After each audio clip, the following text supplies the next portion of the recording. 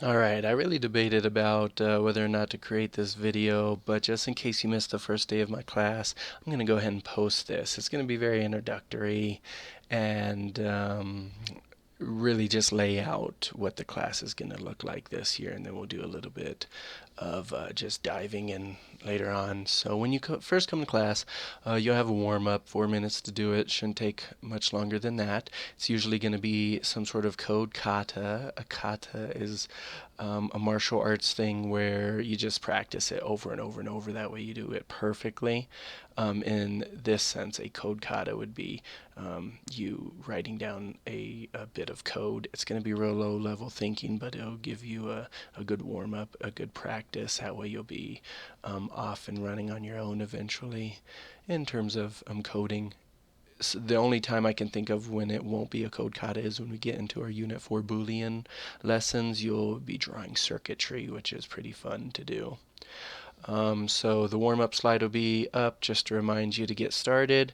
In every slideshow, every presentation, you'll have the objective over here on the left, and that will say what students will be able to do or whatever. And today it's demonstrate knowledge of basic design plans and the do's and don'ts of web development. You'll also have a DOL right down here. That stands for demonstration of learning. So that's the bare minimum I want you to walk out with that day. And usually there will be some sort of essential question, like a topic essential question or today's essential question. Sometimes these can run longer, but my goal is to just get you to answer an essential question each day, even if it's just a part of an answer to a larger question. Today it's a simple one though. Are you willing to put in the work to succeed in this class? The next slide will have the agenda for the day.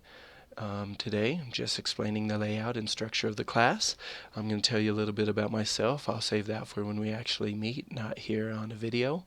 And then today we'll just dive in with some basic web design stuff. You'll notice this picture down here is what's called a scrum, and this is a really popular strategy that technology companies use.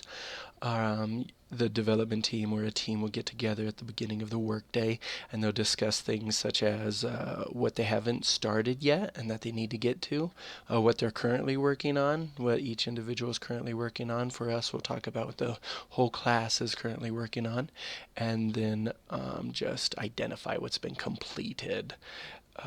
The scrum master in this case would be me. You like my ponytails? But in the tech company, it's usually a manager of some sort. All right, so the next slide just says that your tasks each day will be to complete a warm-up, complete what's called TWS, that's Think, Write, Share. So I'll have a few of those each day. I really like the activity of writing. Okay, got a dentist appointment today. I really like the activity of writing for the sake of processing things. No matter what type of learner you are, though, I need to see that writing or typing. That way I know you're understanding the concepts I'm throwing at you. And we have a lot of fun lab work to do this year. And at the end of each day, we'll always have a DOL. Just want you to know I grade everything. I don't do that because I'm judging you. I'm doing this to keep a tally for yourself and for me. Just a tally of what you've been able to prove you've learned each day. And I want to structure this class more like a company. So think of the points I'm giving you more as a salary, and use that to motivate you. I really do hate to lecture. You won't hear me talking to the entire class at once for more than 10 minutes, very rarely. And if this is a learning style you really do enjoy the lectures or storytelling, I'm not sure the structure of a class like this will be very appealing to you. I really like to do a lot of individual conversations and small group work. So, is this course for you? I want you to ask yourself, can you learn without necessarily knowing why? In technology, there's so many layers of abstraction, it can get really tough at times to know why you're doing something. Um, Knowing why something works or how something works is a whole nother thing, okay? knowing that it will work is something a lot of programmers just are fine knowing and then moving on from there. Another question, can you resist the temptation to get off task? I super struggle with this even as an adult, and you're probably going to be able to tell in the videos here, but can you resist the temptation to get off task and crank through the daily work we have? Do you love computers? A smartphone is a computer. I think if you say yes to this, you're going to love this class. I basically have two rules. Be respectful, okay? I'm coming from a place of wanting to help you. I'm not going to give you directions or things to do that are pointless. That leads me to rule number 2. I need you to get your work done, okay? I want you to choose to be better each day. The work of learning is hard. You and I have to figure out which work is best for your learning, okay? Um, I need to see proof, and I want you to be busy, okay? Not pointlessly busy, but productively busy. If you have time, watch this video. It's a TED Talk video of one of the coolest schools I've ever heard of. It's a kindergarten school where the kids get to run around and choose what they learn at any given moment. Each classroom has this like open door policy where the kinder kids, they just come in when they're curious, and there's teachers there, and it's just a really interesting idea. So if you want to see what kind of school or kind of environment I am shooting for, this would be a good video for that. Down here I'm saying that we all have our days when we don't want to think. Something may be going on in your life for whatever reason. I still want you to stay busy, okay?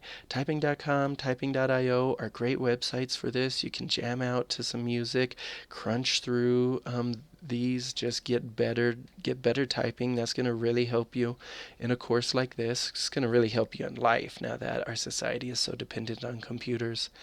And that's an option for you, okay? Just stay busy.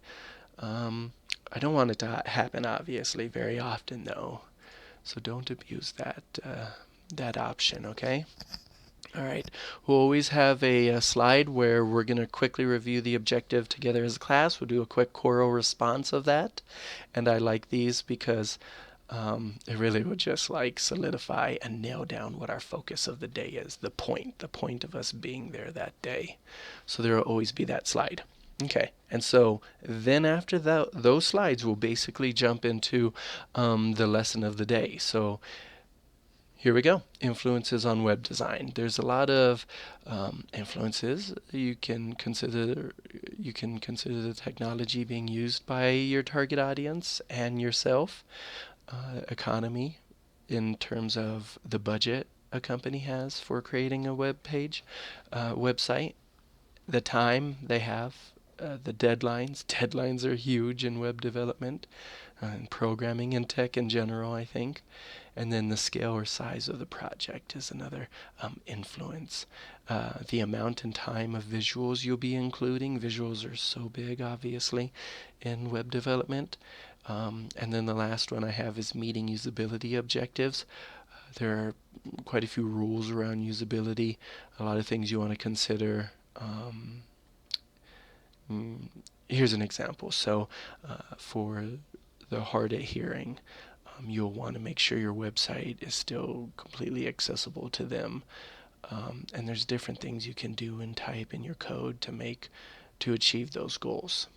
All right, now here's our think, write, share for this slide. Which influences of all of these do you think is the most significant to a business, and why? Okay, usually I'll have a video each day, and we'll have notes on the video. I'll provide my own notes too, just for an example.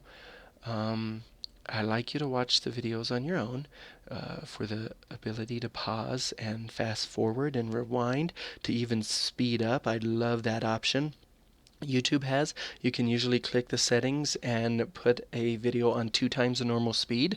So depending on the speaker's cadence or style, you can really crank through some dense information that way, and I love it.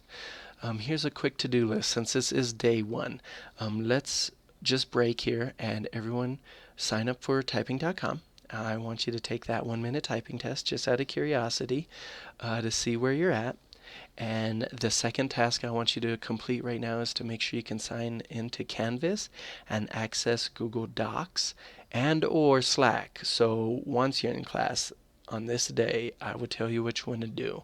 I want to save Slack for later if I can, but if we can access Google Docs right now, that would be terrific. I love the ability to read a document and comment on the side, all of us commenting on the side and discussing the reading. So if we're able to sign in today, the reading of the day will be this course's syllabus. And I do give credit for your discussions, 5 points for a comment and 10 points for a question. I want you to challenge and encourage each other there, um, create a really positive learning environment. And each day I'll have a slide like this that says reading the code, where you'll be reading and commenting. So each day I have a little bit of everything, a little bit of writing, a little video, a little discussion, a little visuals, a few visuals, and that's how I like to structure my classes, a little buffet of learning styles there for everyone. All right, and to wrap things up today, there's there's 2 parts to a DOL, demonstration of learning. I want you to write a paragraph or draw a sketch of a website you'd like to create.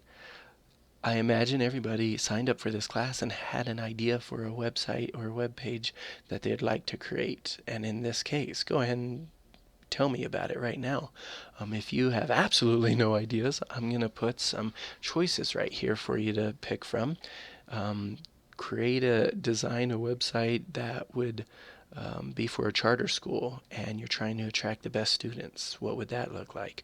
Maybe you're a company trying to sell something. Anything you can pick, okay? A lot of freedom and creativity in this class. Maybe you're creating a government website for informing people on something. I don't know, you choose. And when you finish with that, I think it'd be great for you to spend the rest of class just exploring web design jobs on Indeed.com. Also type in web developing. That's a little more intense, but if you're like me, the thing you're going to be looking for is salaries. That should be. I'm curious to see what kind of salaries companies are offering for knowledge that you'll gain from a class like this. All right. Well, let's get to work.